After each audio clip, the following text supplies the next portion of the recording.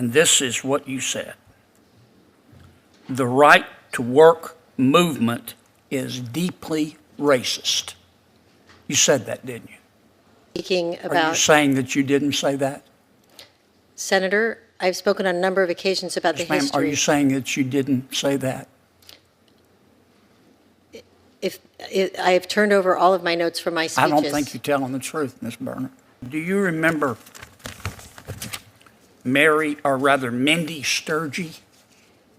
No, sir, I do not remember. I'm embarrassed you don't remember her.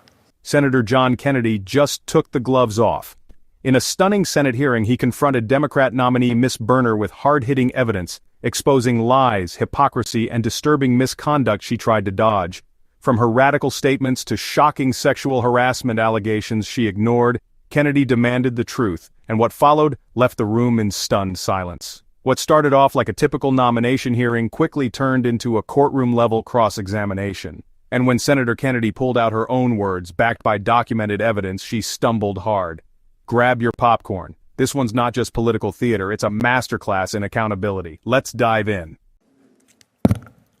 Ms. Berner, you didn't tell Senator Graham the truth, did you? Senator, I took an oath to tell the truth, and I have done so faithfully. Now, on February 22nd, 2018,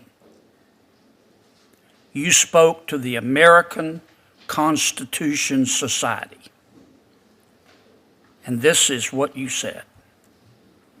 The right to work movement is deeply racist. You said that, didn't you? Senator, I do not have that speech in front of me. I have spoken on a number of occasions about You the history. turned your notes over to us. You didn't read them before you turned them over? Senator, I've spoken on a number of occasions about the history. I was not speaking about... Are you saying that you didn't say that? Senator, I've spoken on a number of occasions about Yes, the ma'am, history. are you saying that you didn't say that? I have turned over all of my notes from my speeches. I don't think you're telling the truth, Ms. Berner. Let me ask you another question. Do you remember Mindy Sturgey? No, sir, I do not remember. I'm embarrassed you don't remember her. She was one of your union members. She alleged that she was the victim of sexual discrimination at one of your local unions. This is what she said. She alleged that one of the executives there asked her, quote, if she enjoyed rough sex and bondage. She said that the chapter president, Mr. Dave Regan, asked her, quote, does the carpet match the drapes?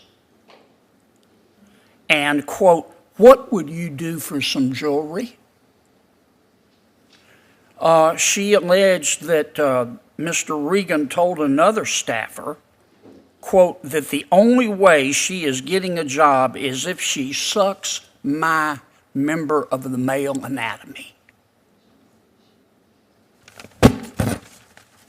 Another employee said in an affidavit that Mr. Reagan, quote, went around asking women if he could sniff their panties, close quote, at an October 2017 work party. She said another executive, quote, grabbed my upper thigh while I was driving. And she wrote you and asked you to investigate. And you said no, didn't you? Senator, I have dedicated my career to representing women and families. That has been my work. You said no, didn't you? Senator, you told her that let her own chapter represent or investigate its own misconduct, didn't you?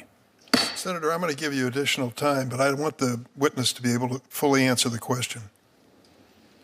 Senator, the letter that you are quoting from, I wrote in my capacity as counsel to my client. It was the position of my client, and I was acting as an advocate. You refused to investigate, though, didn't you?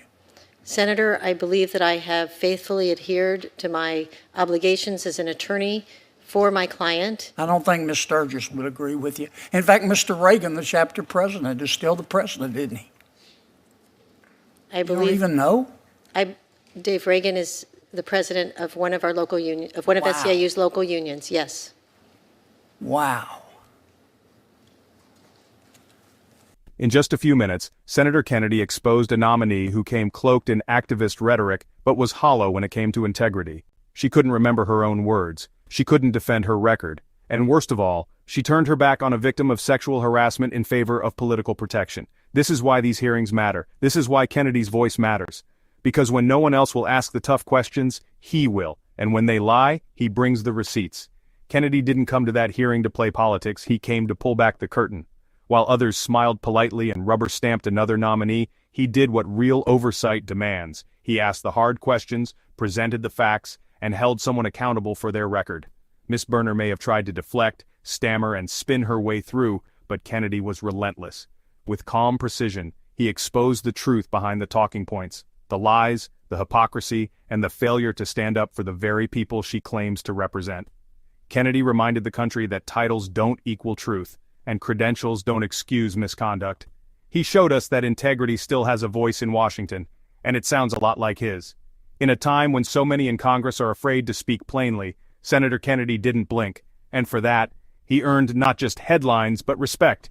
If you found this as outrageous as we did, drop a comment, share this video, and stay tuned.